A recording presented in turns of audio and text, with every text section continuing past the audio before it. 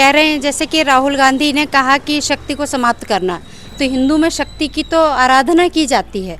तो हिंदू महिलाएं, मुस्लिम महिलाएं भी हमारी सपोर्टर हैं, क्योंकि वहाँ भी 3 तलाक वाला जो मोदी जी ने ख़त्म करवाया कानून, तो वो लोग भी हमारी सपोर्टर हैं। तो कुल मिला के हम लोग 400 पार करेंगे ही। पक्का स्थापना दिवस है, तो किस तरह का कार्यक्रम है आप लोगों का?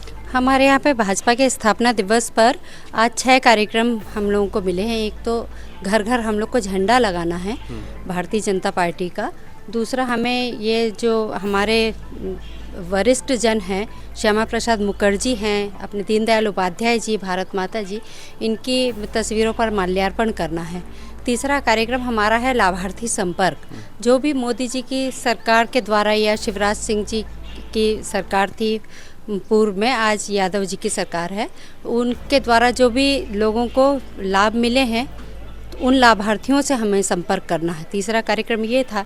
चौथा था न्यू ज्वाइनिंग, यदि किसी की न्यू ज्वाइनिंग करवाना है, कोई अभी देख रहे हैं आप कि लगातार लोग कांग्रेस से बीजेपी में आते जा रहे हैं, तो जो भी लोग आना चाहें, आज 1 लाख करीब लोगों का बीजेपी ज्वाइन करने का मतलब है, तो उसके माध्यम से हम लोग जो भी लोग ज्वाइन कर रहे हैं, तो इस कार्यक्रम के साथ में उनकी ज्वाइनिंग करवा रहे हैं।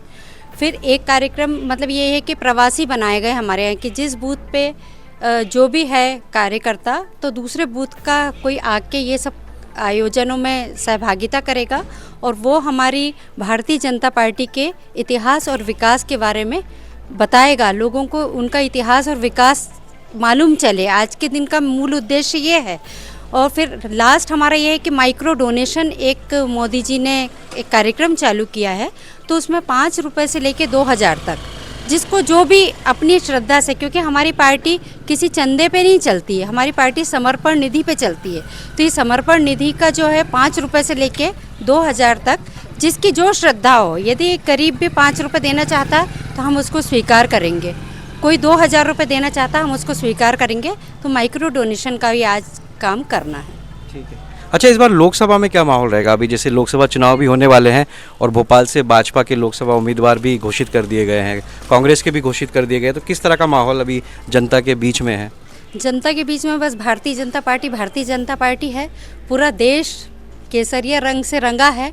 आपने देखा कि मोदी जी ने जो 370 धारा समाप्त की और राम मंदिर का निर्माण हुआ, ये इतने सालों से तो कभी नहीं हुआ था। ये हुआ केवल भारतीय जनता पार्टी की सरकार में ही है। तो आगे भी मतलब यही होगा कि अभी हम लोग 400 पार करेंगे। अच्छा, भाजपा की जो नीतियाँ रही है अभी महिला केंद्रित रही है, महिलाओं को बहुत ज़्यादा फोकस रखा है और आप लोग जनसंपर्क भी करते हैं घर घर जाके महिलाओं से, तो उनका किस तरह का रिस्पांस आता है? मतलब क्या मतलब जैसे 400 पार का जो नारा है, मतलब भाजपा अचीव करेगी और महिलाओं का कितनी भूमिका रहेगी इस बार लोकसभा चुनाव में? बिल्कुल, महिलाओं की 100% भूमिका रहेगी, क्योंकि देखिए मतलब एक ये हिंदुत्व का जो इन लोग कह रहे हैं जैसे कि राहुल गांधी ने कहा कि शक्ति को समाप्त करना, तो हिंदू में शक्ति की तो आराधना की जाती है। तो हिंदू महिलाएं, मुस्लिम महिलाएं भी हमारी सपोर्टर हैं, क्योंकि वहाँ भी 3 तलाक वाला जो मोदी जी ने ख़त्म करवाया कानून, तो वो लोग भी हमारी सपोर्टर हैं। तो कुल मिला के हम लोग 400 पार करेंगे ही। अच्छा, और जो अपोजिशन है उसमें जैसे कांग्रेस है, राहुल गांधी भी जैसे न्याय यात्रा निकाल रहे हैं और वो लोग भी भरसक प्रयास कर रहे हैं, इंडिया गठबंधन का अलायंस भी हो गया है। अभी यहाँ पर तो तीसरा उम्मीदवार अभी घोषित नहीं हुआ है लोकसभा का, लेकिन पूरा पुरजोर प्रयास है उनका कि भाजपा का जो 400 पार का नारा है उसको कम किया जाए, कैसे भी करके सीटें। तो कितने वो लोग उसमें सफल हो पाएंगे?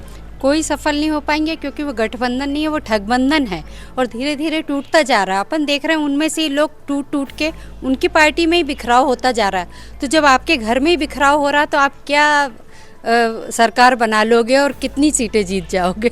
लेकिन उनका तो ये कहना है कि सब अगर कांग्रेस के ही आप लोग भाजपा में अगर चले जाएंगे तो फिर भाजपा कहाँ बचेगी? वो तो सब कांग्रेस के ही लोग हैं जो भाजपा में चले गए। तो अच्छा है, हम तो यही चाहते हैं कि सब भाजपा ही हो जाए।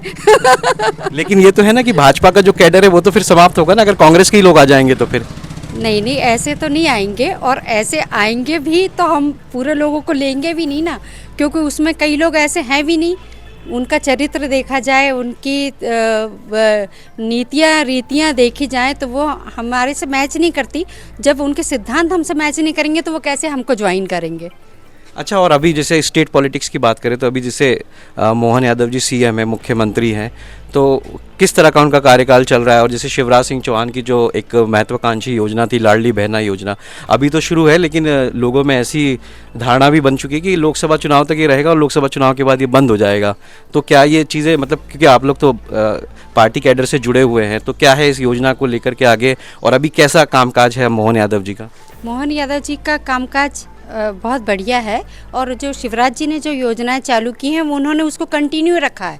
यदि वो चाहते तभी उसमें कुछ फेरबदल करते, बल्कि उन्होंने भी कुछ नई नई चीज़ें लाने की कोशिश की हैं और अच्छी चीज़ें लाने की कोशिश की हैं। और आगे भी ये सब चीज़ें चलती रहेंगी, क्योंकि ये किसी के घर की नहीं थी ये योजनाएं, ये सरकार की योजनाएं हैं और सरकार चलेगी तो योजनाएं भी चलती रहेंगी।